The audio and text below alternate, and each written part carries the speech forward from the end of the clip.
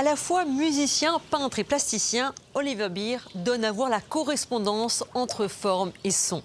Il rêvait de peindre les nymphéas de Claude Monet. Il nous en propose une réinterprétation singulière et résolument contemporaine, avec notamment ces 3 panneaux réunis sur 12 mètres de long, à l'image des nymphéas exposés au musée de l'Orangerie à Paris.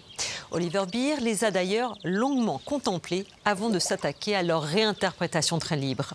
Un triptyque exécuté sans pinceau ni aplat de peinture. Car Oliver Beer, artiste britannique de 39 ans, produit ses peintures à partir de l'idée de résonance acoustique. C'est le son qui devient la main qui tient le pinceau. Sa méthode ?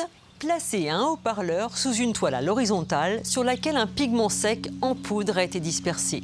Les sons font vibrer la toile, déplaçant et façonnant le pigment.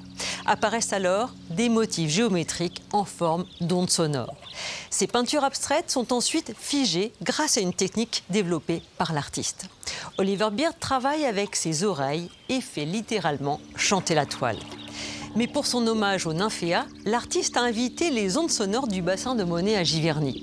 Il a enregistré les sons subaquatiques de l'étang et les a diffusés pour qu'ils viennent légèrement perturber les harmonies avec lesquelles il peint habituellement.